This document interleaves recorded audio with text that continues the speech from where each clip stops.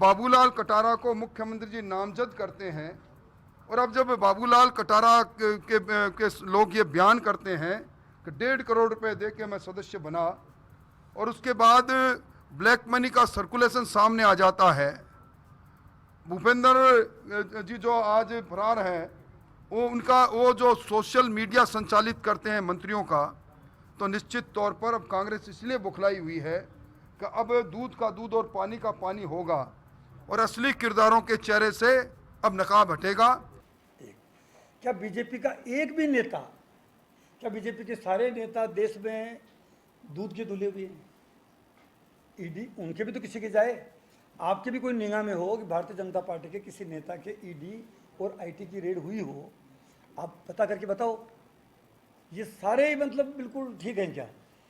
अगर आप विपक्ष के नेताओं को चुन चुन के निशाने पे ले रहे हो, तो एक आध आप एक न्याय दिखे अच्छा सा, एक आध तो आप अपने नेताओं पे भी कार्रवाई करो ना।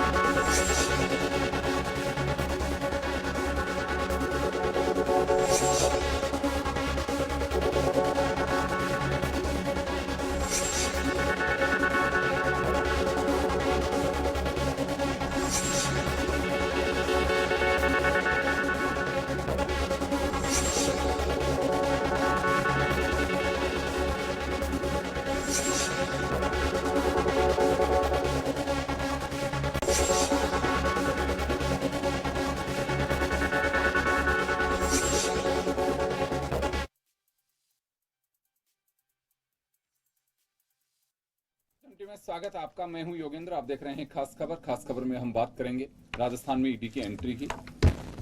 ईडी की एंट्री 5 तारीख को और उसी के साथ राजस्थान में सियासी पारा भी चढ़ा है। यूं तो मौसम दिन में 3 बार रंग बदलता है, लेकिन ईडी की कार्रवाई के बाद और रंग बदल रहा है सियासी मौसम भी। सियासी पारा चढ़ा हुआ है और अगर हम बात करें आरोप प्रत्यारोप की, तो बीजेपी का तो ये कहना है कि अब दूध का दूध पानी का पानी होगा और अपने चहेतों को सरकार बचा रही थी। अब अगर आप बात करें कांग्रेस की, तो कांग्रेस का कहना है कि बीजेपी में सब दूध के दूल्हे हैं। जिन राज्यों में गैर भाजपाई सरकारें हैं वहां ईडी, सीबीआई और इनकम टैक्स की एंट्री होती है। हमें कहीं कोई आश्चर्य नहीं है, क्योंकि बड़ी बेताब थी ईडी राजस्थान में आने के लिए। कर्नाटक चुनाव में इसका असर देखा जा चुका है। खैर, उंगली आम आदमी पार्टी भी उठा रही है और उठा चुकी है कि ईडी की कार्रवाई एक केंद्र सरकार के टूल के रूप में की जाती है। खैर, हमारे साथ राजनीतिक दलों के स्पोक्स पर्सन जुड़े हुए इस मुद्दे पर। क्यों ऐसा लगता है और क्या ईडी बीजेपी के नेताओं पर कार्रवाई नहीं करती है, इन तमाम सवालों को लेकर के हम चर्चा करेंगे। हमारे साथ मदन प्रजापत जी बीजेपी से हैं, कांग्रेस से भरत मेघवाल जी हैं, आम आदमी पार्टी से अमित शर्मा जी हैं। सभी का स्वागत है। मैं चलिए अमित शर्मा जी आपके पास आना चाहूंगा। ऐसा क्यों लगता है विपक्षी दलों को कि जिन राज्यों के अंदर गैर भाजपाई सरकार है, ईडी, इनकम टैक्स और सीबीआई सिर्फ वहीं कार्रवाई करती है और बीजेपी के नेताओं पर नहीं करती? ये कॉमन सा बयान है, आपकी पार्टी के नेता भी कहते हैं और कांग्रेस भी कह रही है। ऐसा क्यों लगता है? देखिए, मैं अपनी बात 2 लाइनों से शुरू करना चाहूँगा। लश्कर भी तुम्हारा है, सरदार भी तुम्हारा है, तुम झूठ को सच लिख दो, अखबार भी तुम्हारा है। इस दौर के फरियादी जाएं तो कहाँ जाएं, कानून तुम्हारा है, दरबार तुम्हारा है। ये चंद लाइनें बताती हैं कि हाल जो देश की हालत हो चुकी है, मतलब डिबेट इस बात पे होना ही आज तक अभी दर्शकों को लग रहा होगा कि इसमें तो कोई शुबा ही नहीं बचा है कि ईडी की कार्रवाई जो है, सीबीआई की कार्रवाई है, किन राज्यों पे हो रही है और किन लोगों पे हो रही है, किन लोगों पे नहीं हो रही। इसमें कोई शक शुबा है ही नहीं, बचा ही नहीं है, क्योंकि सब जानते हैं, पूरा देश जानता है कि बीजेपी शासित राज्यों के ऊपर इन्होंने क्या कार्रवाई करी अभी तक। अगर आप बात करें शिवराज सिंह जी के व्यापम घोटाले पे इन्होंने क्या कार्रवाई करी आज तक। आप बात करें गजेंद्र सिंह जी के ऊपर ये कार्रवाई करें, गजेंद्र सिंह जी के ऊपर कार्रवाई नहीं होगी। अच्छा, एक सबसे बड़ी रोचक बात क्या है कि ये कार्रवाई क्यों होती है, चुनाव के मद्देनजर क्यों होती है। नारायण राणे जी की बात कर लें हम, हेमंत विश्व शर्मा जी की हम लोग बात कर लें, मुकुल राय जी की बात कर लें, एक बहुत लंबी फहरिस्त है जिन लोगों की हम लोग अगर बात करते हैं तो ये कार्रवाई करके डराते हैं कि या तो तुम बीजेपी वॉशिंग मशीन के अंदर शामिल हो जाओ, बीजेपी वॉशिंग मशीन के अंदर अगर तुम शामिल हो जाओगे तो तुम्हारे सारे जो कलंक है वो सब धुल जाएंगे, तुम पार्टी के अंदर शामिल हो जाओ, तुम्हें छोड़ दिया जाएगा। नहीं तो तुम्हारी हालत वो की जाएगी जो मनीष सिसोदिया जी की जा रही है, सत्येंद्र जैन साहब की जा रही है और बहुत सारे लोग हैं जिनके ऊपर इन्होंने इस तरह की नाजायज, अनैतिक, अन्यायपूर्ण कार्रवाई करी। तो इसमें कोई शक शुबा नहीं है कि ये कार्रवाई, अभी आप छत्तीसगढ़ में चुनाव थे तो छत्तीसगढ़ में आप देख सकते थे, धमका रहे थे। कर्नाटक में चुनाव थे तो आप कर्नाटक में देख सकते थे। अब राजस्थान के अंदर चुनाव हो गए हैं तो राजस्थान के अंदर। तो ये दर्शक सब समझ रहे हैं, सब जान रहे हैं कि ईडी की कार्रवाई केवल और केवल उन लोगों पे हो रही है जो कि बीजेपी की तरफ अपना झुकाव नहीं रख रहे हैं, बीजेपी से अपना सामंजस्य नहीं बैठा रहे। और मैं दर्शकों से कहना चाहूंगा कि एक बार ईडी की वेबसाइट जरूर खोल के देखिएगा। उस वेबसाइट के अंदर लिखा हुआ है कि आर एम, उसके अंदर 2 शब्द लिखे हुए हैं, इंटीग्रिटी और इम्पार्शियलिटी। मुझे लगता है कि ये 2 शब्दों की बहुत ज्यादा बड़ी तौहीन ईडी कर रहा है जिस तरह से इसकी कार्रवाई की जा रही है। चलिए भरत, आपके पास मैं आना चाहूंगा। राजस्थान में पेपर लीक के मामले हुए, काफी राजनीतिक बयानबाजी भी हुई, जांच एजेंसियों ने कार्रवाई भी की, काफी लोगों को गिरफ्तार भी किया, कैश भी बरामद किया गया, डॉक्यूमेंट्स भी बरामद किए गए। अभी ईडी की कार्रवाई हुई। ईडी ने देखिए मुकदमा पहले दर्ज कर लिया था और ईडी को यह अधिकार है कि जब ऐसा लगता है कि कहीं मनी लॉन्ड्रिंग हुई है या फिर अवैध तरीके से लेन देन किया जा रहा है तो वो मुकदमा दर्ज कर सकती है और उसी के तहत में मुकदमा दर्ज किया। अब ईडी ने कार्रवाई शुरू की है। तो कांग्रेस को ऐसा क्यों लगता है कि केवल यहां डराने धमकाने के लिए ईडी आई है? देखिए, आपको ऐसा डर है कि कोई बेगुनाह होगा उसको ईडी फंसा देगी? देखिए योगेश जी, 30 मई को जैसे प्रधानमंत्री मोदी जी का दौरा होता है, उसके बाद स्वाभाविक सा था कि ईडी और इनकम टैक्स की या सीबीआई की जिस तरीके से एंट्री यहाँ होने वाली थी वो हम सबको पता था। और जिस दिन यहाँ पे ईडी की एंट्री हुई उस दिन माननीय मुख्यमंत्री जी का भी जो बयान था, उन्होंने ये साफ कहा कि जो भी केंद्रीय एजेंसियां हैं अगर वो निष्पक्ष रूप से, स्वतंत्रता से, इंटीग्रिटी और इम्पार्शियलिटी का जो इन्होंने बात की, वो मैं वही कह रहा हूँ कि स्वतंत्र रूप से और निष्पक्षता से अगर किसी चीज की जांच करें तो वो स्वागत योग्य है। और साथ ही साथ मुख्यमंत्री जी ने ये बात कही कि राजस्थान में जो एसीबी है वो पूर्ण रूप से, सही रूप से काम कर रही है और जितने भी दोषी उनको पकड़ रही है। लेकिन बार बार हम यही चीज पूछना चाहते हैं कि राजस्थान में क्या संजीवनी घोटाले में जो लोगों के करोड़ों रुपए लगे हुए हैं, उन करोड़ों रुपए के लिए क्या ईडी ध्यान नहीं दे सकती? कितनी बार एसीबी ने उनको पत्र लिखा कि आप इस जो संजीवनी घोटाला, इस संजीवनी घोटाले पर काम करें, लेकिन ईडी जो केंद्र सरकार के अधीन होकर कार्य कर रही है, उसी का कारण है कि यहाँ निष्पक्षता है नहीं। और आप देखिए कर्नाटक में जब 40% की कमीशन की सरकार थी तो क्या वहां पर कार्रवाई हुई? पेपर लीक की अगर बात होती है तो यूपी में 22 से ज्यादा पेपर लीक हुए हैं, महाराष्ट्र के अंदर पेपर लीक हुए हैं, गुजरात में तकरीबन 17 पेपर लीक हुए हैं। तो क्या ईडी ने वहां पर स्वतः संज्ञान लेकर इस चीज पे कोई कार्रवाई की? और आए दिन आप ये देखिए कि जिस तरीके से भारतीय जनता पार्टी के जितने भी जो नए लोग इनमें जुड़ते हैं, चाहे उनका हार्दिक पटेल जी का नाम ले लीजिए, शुभेंदु जी हैं, और इसके अलावा भी 2-3 नाम अभी आम आदमी पार्टी से इन्होंने बताए, तो आप देखिए कि रातों रात कैसे वॉशिंग मशीन में धुल जाते हैं। धर्मेंद्र राठौड़ जी ने सही कहा। आप ये बताइए कि पिछले 9 साल में एक भी भारतीय जनता पार्टी का ऐसा कोई व्यक्ति नहीं था जिसके ऊपर ईडी की कार्रवाई नहीं हुई। और कन्विक्शन रेट देखिए आप ईडी की, 3,500 के आसपास अगर मुकदमे दर्ज होते हैं उसमें मात्र 25 लोग कन्विक्टेड होते हैं, उसमें मात्र 25 लोग, 0.25% से भी कम इनका कन्विक्शन रेट है। तो ये सब चीजें बताती है कि किस तरीके से द्वेषतापूर्ण राजस्थान के अंदर इस तरह की कार्रवाइयों को अंजाम दिया जा रहा है। और माननीय मुख्यमंत्री जी और कांग्रेस पार्टी ये कहती है कि हम स्वागत योग्य अगर ईडी आकर निष्पक्ष रूप से हर तरीके से कार्रवाई करेगी, लेकिन ईडी उस तरीके से कार्रवाई नहीं कर रही है। क्यों? क्योंकि ये चुनावी साल है। और जब प्रधानमंत्री मोदी जी यहां आए थे तो उन्होंने ये देख लिया था कि राजस्थान में भारतीय जनता पार्टी की जो स्थिति है वो स्थिति दयनीय स्थिति है। यहां पर किसी तरह का कोई भारतीय जनता पार्टी के पास विजन नहीं है। और मुख्यमंत्री ने जिस तरह की योजनाओं को और जिस तरीके से लोगों का, हर एक वर्ग का भला किया है, तो स्वाभाविक से रूप है कि कांग्रेस यहां पर आने वाले समय में सरकार को लीड करने आपके वाली पास है। में वापस आ रहा हूं। खैर चलिए, डर, और डर किस बात का? एजेंसी से। एक स्पोक्स पर्सन कह रहे हैं कि बड़ा बुरा लग रहा है कि इस मुद्दे पे ही चर्चा करना, कि दबाव में काम, क्योंकि जांच एजेंसियों को बनाया इसी वजह से गया है कि वो न्याय करेंगे और उन्हें को लगता है तो अपना काम करें। कांग्रेस को लगता है कि राजनीतिक मुद्दे के लिए ईडी को राजस्थान में भेजा गया है। मदन जी, आपके पास आना चाहूंगा। आपके 2 साथी सीधा सीधा आरोप लगा रहे हैं और एक नजरिया बता रहे हैं कि क्यों ईडी पे सवाल उठ रहे हैं। योगेंद्र जी देखिए, आप 2 लोगों का जवाब देने के लिए पूरा मुझे भी शायद ये बोलेंगे नहीं। पॉइंट आइएगा, देखिए वो ज्यादा नहीं, टू द पॉइंट। मैं इन्होंने बोला, मैंने इंटरफेयर नहीं किया, तो मेरी बात में भी मैं उम्मीद करता हूँ कि कोई इंटरफेयर नहीं करेगा। पहले व्यक्ति कहते हैं कि साहब एक शेर सुनाते हैं, अखबार भी आपका, ये भी है, तो इनको देश की संवैधानिक संस्थाओं पे भरोसा ही नहीं। ये खुद ही अपने आप में संवैधानिक संस्था है। जो राजनीतिक पार्टी, जो राजनीतिक बदलने के लिए आए थे राजनीति को, वो आज उनके जो लोग हैं वो जेल के अंदर है। और सत्येंद्र जैन और मनीष सिसोदिया के लिए इन्होंने कहा है। तो एक बात बताइए, कोर्ट है देश के अंदर, हाई कोर्ट है, सुप्रीम कोर्ट है, वो संस्थाएं अपना काम करें। अगर कहीं जांच में कुछ होता नहीं तो उनको जमानत जरूर मिलती। तो उस चीज के ऊपर जवाब देने की आवश्यकता नहीं। दूसरी, ईडी की बात राजस्थान की करते हैं अपन। आप ये बताइए योगेंद्र जी, आप तो रीट के टाइम से पेपर के घोटाले की बात, ईडी ने कोई केस आया, उसकी जांच की पहले पूरी तरीके से जांच करने के बाद में यहाँ पे आके ईडी ने प्रारंभिक पूछताछ के अंदर बाबूलाल कटारा से पूछताछ की है। किससे पूछताछ की? बाबूलाल कटारा, जिसको अभियुक्त मानती है सरकार, जो आरोपी है, जो गुनहगार है इसके अंदर, उस गुनहगार से जांच कर रही है, पूछ रही है। और उस पूछने के अंदर पता चल रहा है कि वो 1.5 करोड़ रुपए देके आरपीएससी का मेंबर बना, पैसे का ट्रांजैक्शन हुआ, काले धन का इन्वॉल्वमेंट हुआ, और सरकार की सरपरस्ती के अंदर ये लोग पनपते रहे। इस काले धन को जिस तरीके से पनपते रहे, बैठते रहे। अभी मेरे मित्र कह रहे थे एसओजी की कार्रवाई होती है, एसओजी की कार्रवाई होती है। डीपी जालोरी को इन्होंने बर्खास्त किया, फिर उससे पूछताछ क्यों नहीं कर पाई एसओजी? सुभाष गर्ग का नाम आया, क्यों नहीं एसओजी पूछताछ की? राजीव गांधी स्टडी सर्कल वालों को किसने लगाया, क्यों नहीं एसओजी पूछताछ की? तो छोटी मछलियों को पकड़ के आपने जितने भी है कि पेपर चुराने वालों को तो जिनको दिया, जिसने खरीदा उसको पकड़ लिया, वो भी गुनहगार है।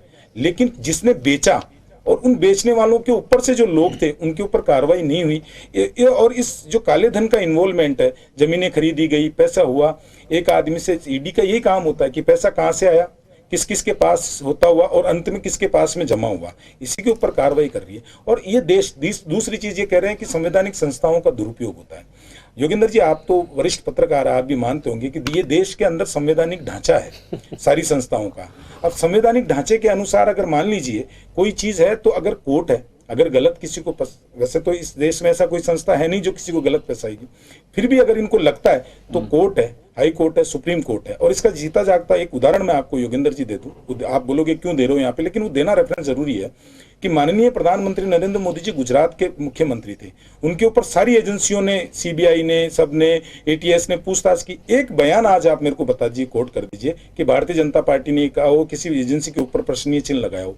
हमने लड़ाई लड़ी, बरसों तक लड़ाई लड़ी, और अंत में जाके हाई कोर्ट से बरी हुई है, सुप्रीम कोर्ट से बरी हुई है, बरी होके, कानून के नजरिए से बरी होके हमने उस चीज का जवाब दिया। आप भी उस संवैधानिक संस्थाओं के ऊपर भरोसा रखिए, लेकिन अब ये सोचे कि अरविंद केजरीवाल जो बोल दे वो सत्य है। जो व्यक्ति की राजनीति झूठ से आई थी, जिसने शीला दीक्षित के ऊपर ये कह के आए थे, एक बस्ता लेके, बोरा लेके घूमते थे कि मैं आऊंगा तो शीला दीक्षित पे इतनी कार्रवाई कर दूंगा, सारी की सारी फाइलें कहां गायब हो गई, मैं तो ये पूछना चाह रहा हूं। और अरविंद केजरीवाल तो राजनीति बदलने के लिए आए थे, वो तो कहते थे कि मैं हर फैसला जनता से पूछ के करूंगा। अपराधियों को टिकट उन्होंने दिया, वो तो एक नया दल बनाया था ना, हमें तो सब में उनको बुराई नजर आती थी। जिन जिन पे वो आरोप लगाते थे सबको भ्रष्टाचारी बताते थे, आज उन्हीं के साथ में गलवेया करते हैं, उन्हीं के साथ में अब सब वो ये वॉशिंग मशीन धुलने की बात कर रहे थे ना, लालू प्रसाद यादव बढ़िया हो गया, ममता बनर्जी बढ़िया हो गई, जो अखिलेश यादव बढ़िया हो गई। इन लोगों को अगर आप धरने के ऊपर देख लो तो यही सब तो भ्रष्टाचारियों की लिस्ट में इनका नाम लेके घूमते थे, क्या हो गया। और जो व्यक्ति झूठ के मामले में कोर्ट में जाके सबसे ज्यादा माफी मांगने वाला अगर कोई व्यक्ति है तो अरविंद केजरीवाल है। दूसरा, मेरे मित्र जो भरत मेघवाल जी बता रहे हैं, मैं भरत मेघवाल जी को ये कहता हूं कि जो ईडी है उसका स्वागत करिए, डरिए मत। अगर आपने कुछ नहीं किया है तो कुछ नहीं होगा, और अगर कुछ किया है ना तो अब डरना चाहिए आपको, बिल्कुल डर लगना चाहिए। अगर आपने कुछ किया, आपके मंत्रियों ने कुछ किया है, आपके विधायकों ने कुछ किया है, लेकिन इनका तो एक सवाल डर लगना चाहिए। एक सवाल भी था जिसका बड़ी बेसब्री से इंतजार है। इनका यह आरोप है कि जिन लोगों पे चार्जेस बीजेपी के नेताओं ने लगाए, इनकम टैक्स, ईडी, सीबीआई ने उनको नामजद किया, और जैसे ही वो बीजेपी में आ जाते हैं उन पे कार्रवाइयां बंद कर देते हैं, तो वो एक वॉशिंग मशीन है। एक सवाल इनका ये था कि बीजेपी के नेताओं पर 9 साल में कोई करप्शन के चार्जेस नहीं लगे, कि जिन पे कार्रवाई ईडी ने की हो, सीबीआई ने की हो, इनकम टैक्स ने की हो। तो बस ये एक बार जरा इस पे भी देखिए, ये आरोप लगा के और आप इस केस को धूमिल करके इसको छोटा नहीं कर सकते, एक चीज। दूसरी चीज, जिन लोगों पे आरोप है उनका बीजेपी ने कोई केस खत्म कर दिया हो या कुछ नहीं किया, कोर्ट में केस चल रहे हैं, और उनका निश्चित रूप से जो भी होगा फैसला होगा वो ईमानदारी से होगा, बिल्कुल निष्पक्षता से होगा, किसी को कुछ करने की आवश्यकता नहीं। सर, ये बात आप बिल्कुल सही कह रहे हैं। एक तो बात है, आपने कहा कि कभी बीजेपी ने जांच एजेंसी पे उंगली नहीं उठाई, बिल्कुल उठाई। आपकी पार्टी के तमाम नेताओं ने उठाई, सड़क पे भी उठाई और संसद में भी उठाई, सीबीआई को लेकर के भी उठाई, और उसी सीबीआई पे सुप्रीम कोर्ट, सुनिए, पूर्ववर्ती सरकार के वक्त भी टिप्पणी कर चुका और अभी भी कर चुका है, मालूम है आपको ये।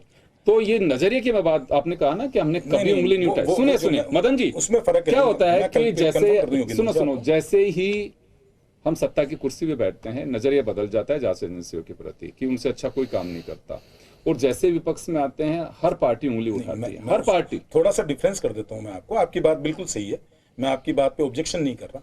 उंगली उठाने के 2 तरीके हैं।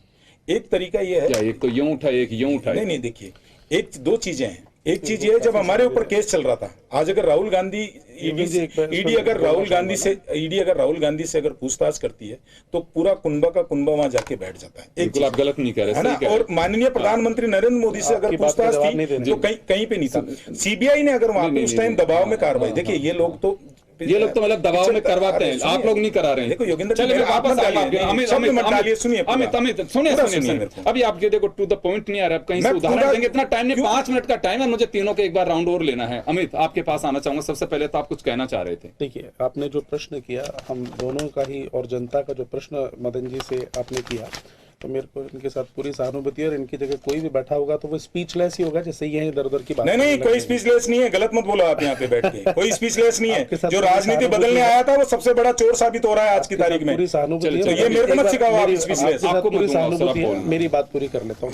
ऐसे शब्दों का प्रयोग मत करो। स्पीचलेस है मेरे पास जवाब, और ये आप चाहो तो एक एक आंकड़ा ही बता सकता हूँ चुनाव में कैसे किए थे, कैसे नहीं किए थे। और भरत मेघवाल जी से पूछना,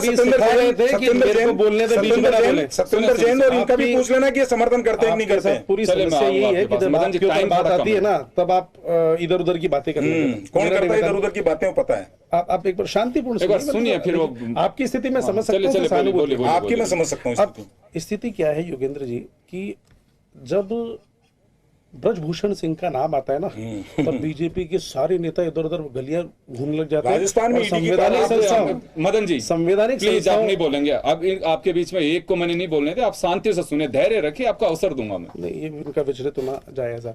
अब ब्रजभूषण सिंह का जब नाम आता है तब ये बगले झांकने लग जाते हैं। संवैधानिक संस्थाएं जो है ना, ये गुम हो जाती हैं, इनको पता ही नहीं कि संवैधानिक संस्थाओं का काम क्या होता है, किस तरह से होता है।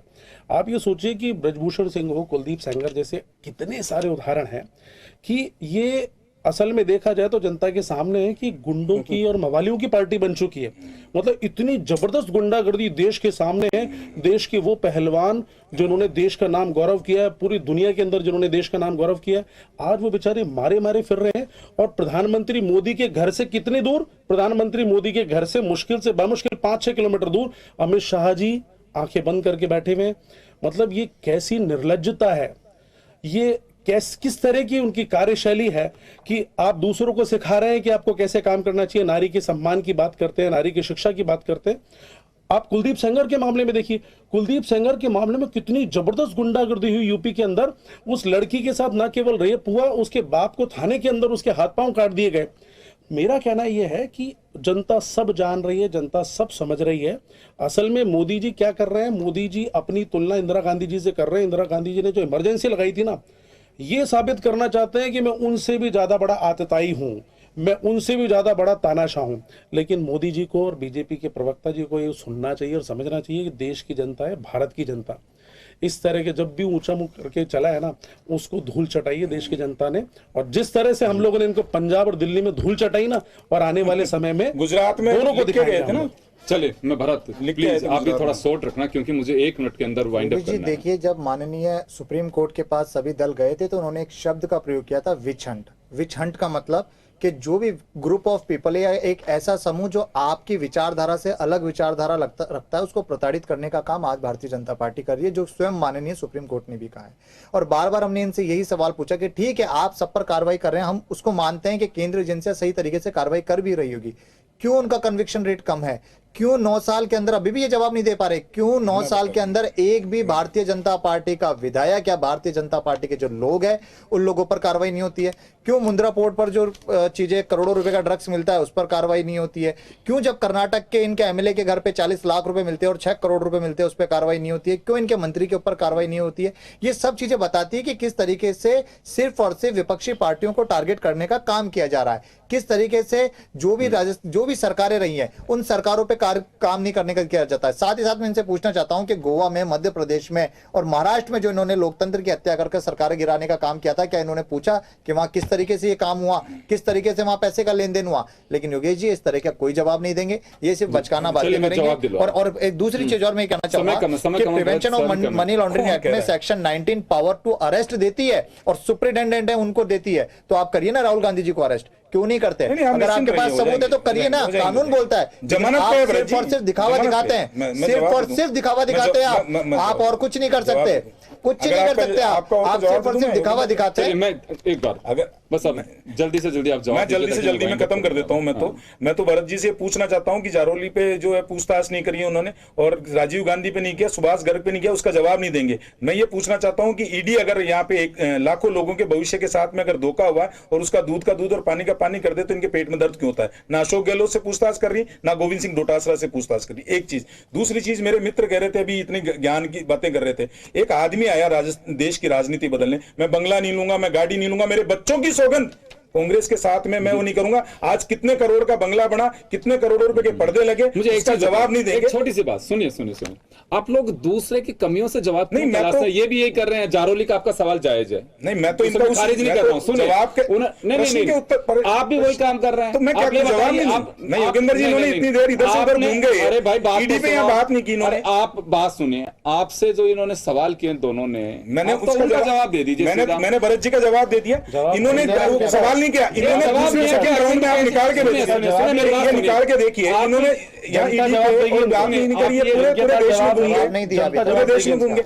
अरे जवाब तो दे रहा हूँ ना, बताओ ना जारोली से क्यों नहीं पूछताछ हुई, सुभाष गर्ग से क्यों नहीं कर्नाटक पूछताछ हुई, में बताओ ना 5000 क्यों नहीं LSG के पूछताछ पैकेट हुई। मिले थे लाखों लोगों के बच्चों 2021 के में। पेपर खा गए। क्या मुख्यमंत्री आपने की वहाँ ईडी ने अध्यक्षता में कार्रवाई बैठक हुई करी थी थी क्या? कि ये दो बता चार दीजिए आपसे निपटा। मुख्यमंत्री जी की अध्यक्षता में बैठक हुई क्या थी वहाँ ईडी ने कि कार्रवाई की थी पेपर क्या? माल खाने में रखना चाहिए, शिक्षा संकुल में किसके कहने से रखे, आज तक पूछताछ जवाब नहीं। नहीं देंगे। आप कह रहे हैं एसओजी काम कर रही है, एसओजी कौन सा काम कर रही है मेरे भाई?